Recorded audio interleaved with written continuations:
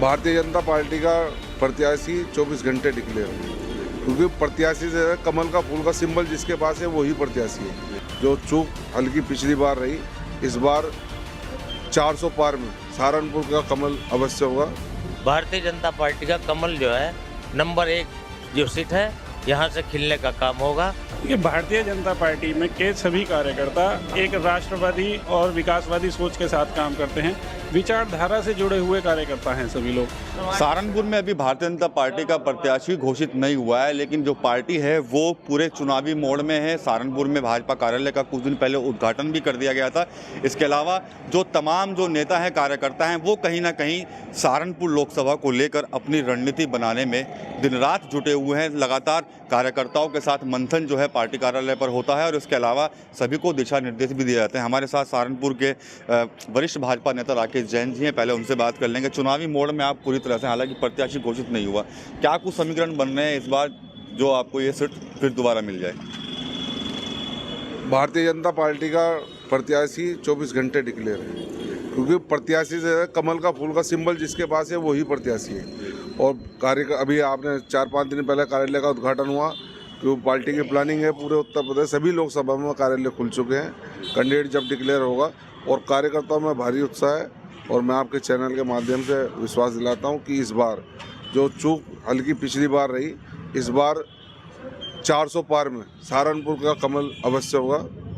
जैन साहब, पार्टी ने अभी प्रत्याशी घोषित नहीं किया, कई लोग उम्मीदवारी अपनी अपनी जता रहे हैं, तो ऐसे में टिकट तो जिसका भी होगा, लेकिन जो अन्य दावेदार हैं कहीं वो रुष्ट तो नहीं होंगे या पार्टी के साथ पूरी ईमानदारी के साथ काम करेंगे? देखो, भारतीय जनता पार्टी के सभी कार्यकर्ता के रूप में काम करते हैं। टिकट मांगना सब कार्यकर्ता का अधिकार है। जो लोग दौड़ में है, ऐसा कोई विषय नहीं है कि कोई नाराज होकर घर बैठने वाला है। सबकी प्रतिष्ठा समाज की सेवा और देश की सेवा करने के लिए है, इसलिए कोई मतभेद नहीं है। टिकट जिसे ही मिला सब मिलकर काम करेंगे। दलित समुदाय से हैं पूर्व विधायक जगपाल जी, पहले बसपा में रहा करते थे, मायावती के बेहद खास थे, लेकिन 2022 के चुनाव से पहले उन्होंने बसपा छोड़कर भारतीय जनता पार्टी ज्वाइन कर ली थी। सहारनपुर को दलित बाहुल्य भी माना जाता है, दलित समुदाय की बहुत अच्छी संख्या यहाँ पर है, तो क्या लगता है कि इस बार क्या दलित भाजपा के पास जा रहा है या फिर यह बसपा के पास ही जाएगा? वह तो मैं चैनल के माध्यम से आपका स्वागत करता हूँ। और हम ऐसी समाज के लोग हैं, ना कि दलित। दलित शब्द जो है वो सबके लिए प्रयोग होता है। बड़ा ब्राह्मण छोटे ब्राह्मण का शोषण करता है, बड़ा ठाकुर छोटे ठाकुर का शोषण करता है, तो दबे कुचले लोग हर समाज में हैं। हम शेड्यूल कास्ट हैं, सूचीबद्ध लोग। बाबा साहब अम्बेडकर जी ने हमको जो है वो सूचीबद्ध किया है, और जिसमें कि हम यहाँ पर ऐसी समाज के लोग हैं। और पहले हमने 35 साल बहुजन समाज पार्टी में काम किया है, आपको सभी जानकारी है हमारे बारे में। और अब हम भारतीय जनता पार्टी में पूर्ण तरीके से, जैसे यकीन से बहुजन समाज पार्टी में थे, उसी यकीन और विश्वास के साथ आज हम भारतीय जनता पार्टी के साथ खड़े हैं।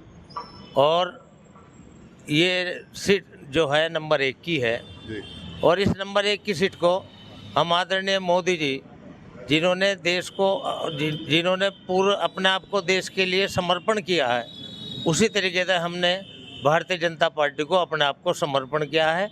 भारतीय जनता पार्टी का कमल जो है नंबर 1 जो सीट है यहाँ से खिलने का काम होगा, और आदरणीय मोदी जी को फिर इस बार ये उनकी झोली में देने का काम करेंगे नंबर 1 सीट को।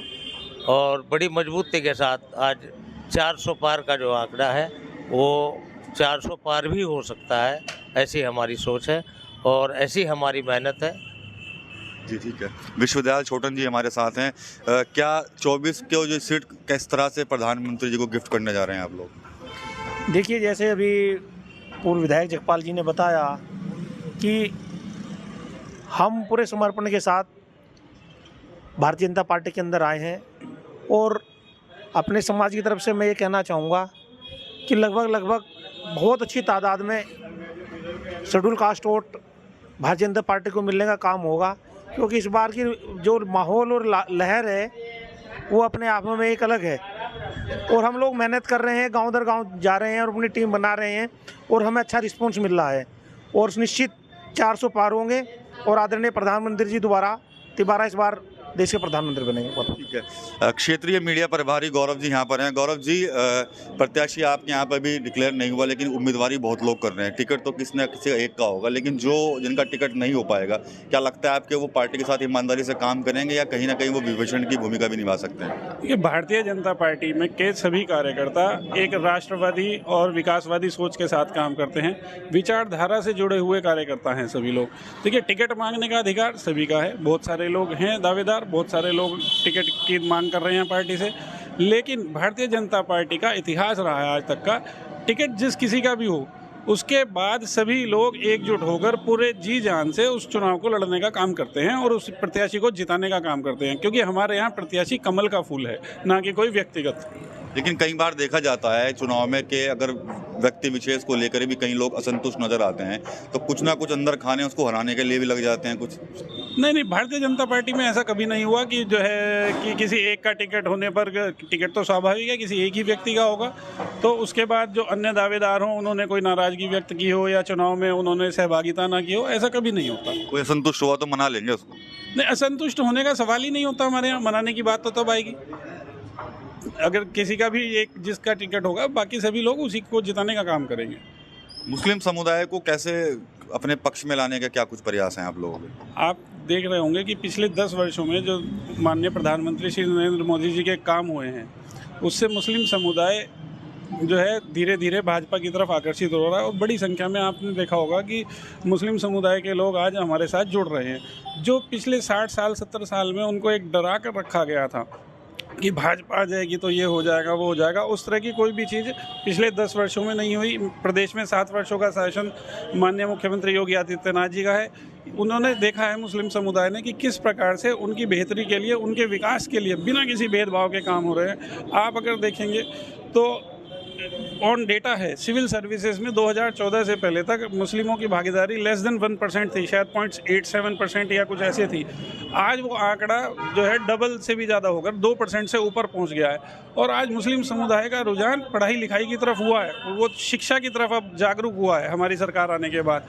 और उन्हें पिछले 60 सालों में शिक्षा से वंचित रखा गया, सिर्फ एक वोट बैंक के नाते कि टोपी पहनकर इफ्तार पार्टी करके उन्हें बरगलाया जाता रहा, भ्रमित किया जाता रहा और उनका विकास कोई नहीं हुआ। तो बड़ी संख्या में आप इस बार देखेंगे इस लोकसभा चुनाव में भी बड़ी संख्या में हमें जो है हमारे अल्पसंख्यक भाई बहनों का भी वोट मिलने जा रहा है। ठीक है, आप बताएं क्या जो मोदी जी ने गारंटी दी है उसके तहत क्या सरकार बना लेंगे 2024 में भी? बिल्कुल बनाएंगे, बस बिल्कुल। जो मोदी जी की गारंटी है बिल्कुल स्पष्ट है।